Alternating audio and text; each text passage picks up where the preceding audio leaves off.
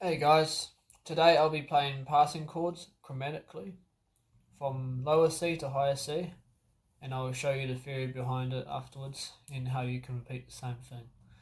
This will all be in sort of the key of G, so I'm sort of going on the key of G sort of things and kind of go with a couple of diminished in between to where it suits. Right, here it goes.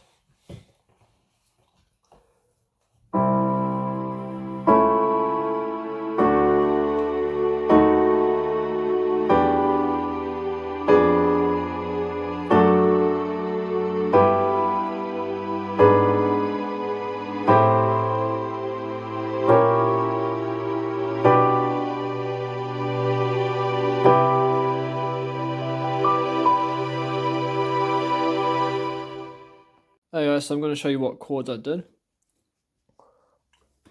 So, first bass note is C,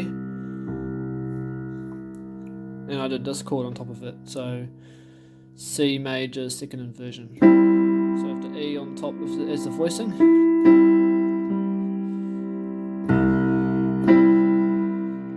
C major, so it's a straight C major. Now, since the bottom note goes up to C sharp, C sharp kind of has many things, but since it's going up to D next, I figured that I'll do the dominant of D to transition into D. So the dominant of D major is actually A. And one of the notes that A major has is a C sharp. So I did a major first inversion. Because C sharp is the bass, but I'm doing just a normal A major root up here. So A over C sharp. And then next one is of course D major.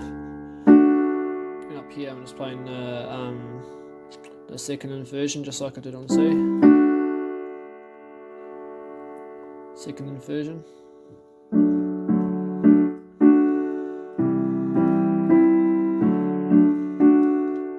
Second inversion of D. And then the fourth one, I'm going up to D sharp. And since the note after that, we're speaking in the terms of, the key of G. The key of G, so E will be its relative minor, E minor for that note. So we've got to use this note before to transition into that E minor. So this note here, I'll be referring to the dominant of E minor, which is B major.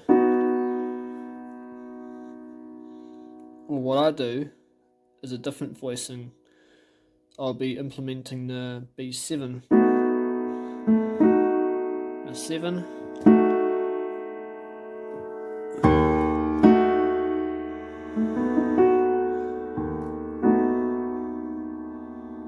B7. Or you can do it without the B, doesn't really matter, it's still a good transition.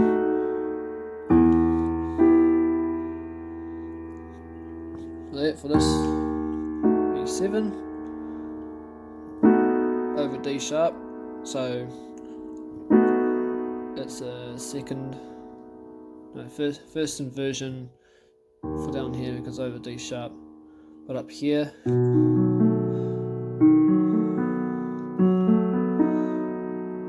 actually the third inversion because there's 3 inversions in the root for 4-note chords.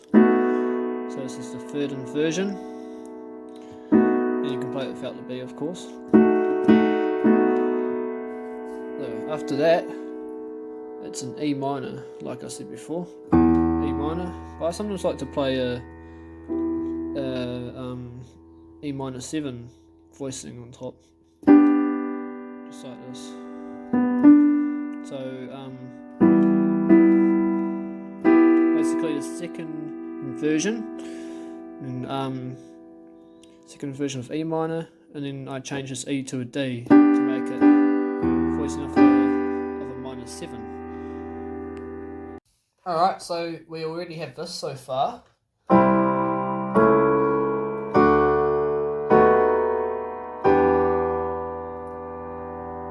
That's the first 5. So now we've done the E minor. Now it'll probably get a little bit trickier to understand. The next note is F.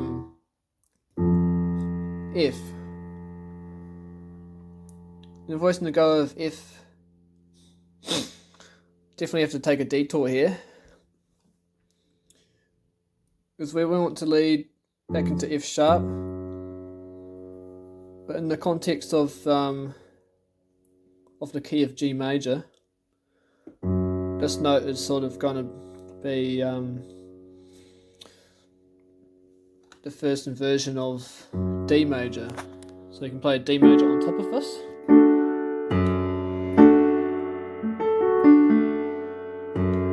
So I'm playing a 4-chord D major up here.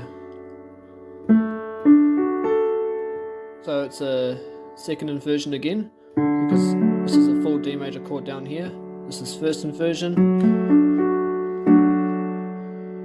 and this is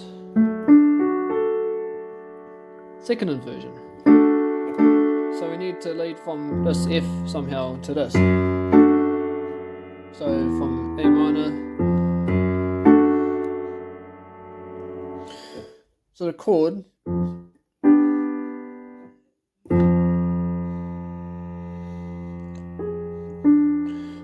I have decided to do an F diminished 7th.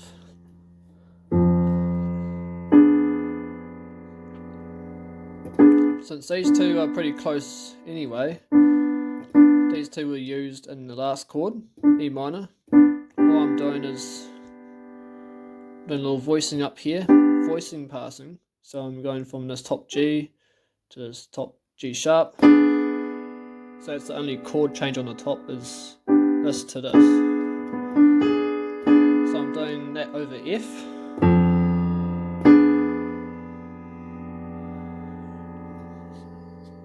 And that beautifully blends into this.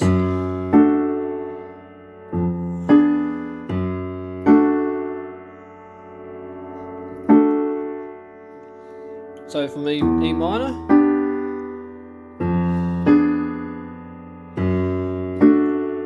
As you can tell, it's a really nice transition.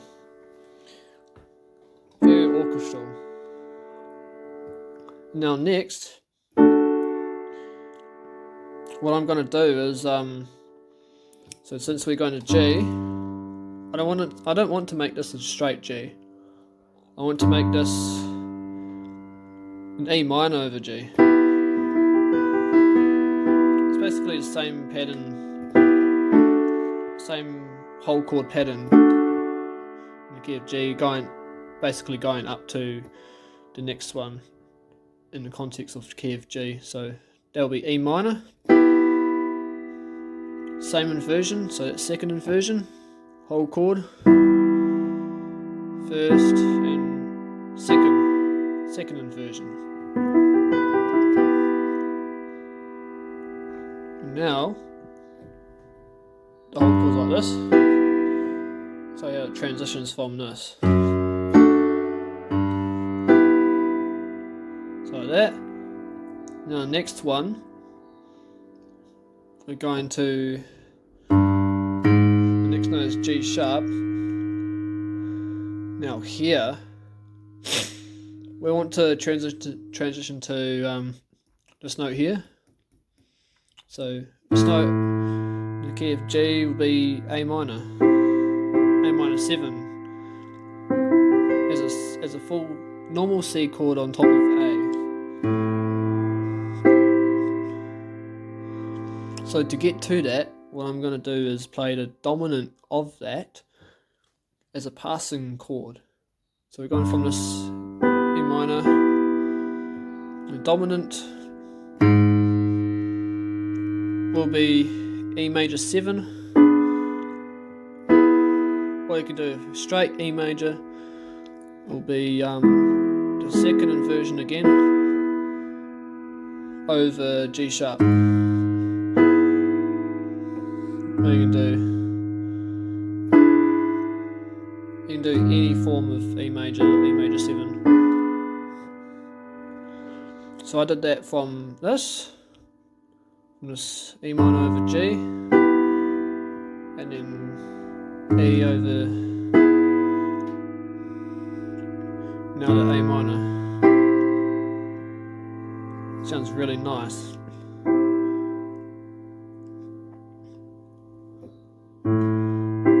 So that chord there. Now next, going to this note, A sharp.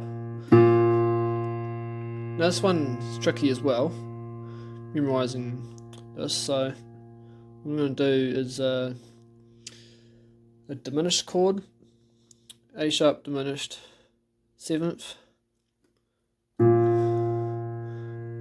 This will be my voicing up here.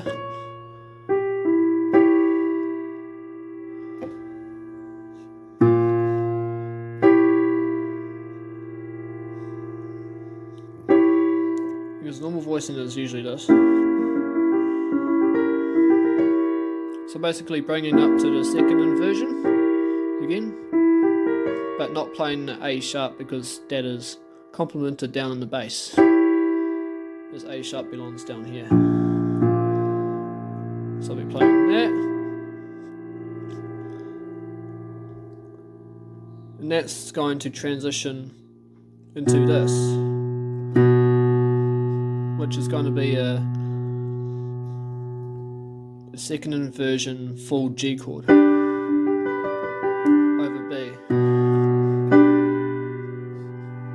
Now you watch this.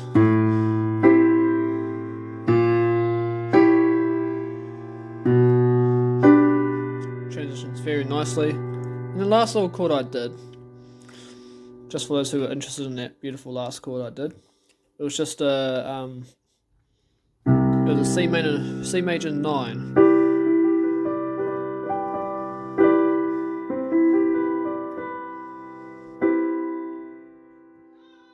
Alright guys, now I'm going to play it all together. So C major, A over C sharp, D major, B7 over D sharp, E minor 7, F diminished 7th, D over F sharp, E minor over G, E over G sharp, A minor 7, A sharp diminished 7th. You do a full one like that. And now G over B. And finally C major 9. Awesome. Thank you for watching. I hope you guys have learned some new stuff today. This is all, you can use this in many keys and sort of figure out the theory around what is passing chords. It's definitely a lot of knowledge to consume, but it's definitely some useful stuff and it sounds amazing once you get the hang of it. Anyways, please leave some suggestions in the comments for other things for me to cover. Anyways, thank you for watching. Please like the video and subscribe to my channel. Bye.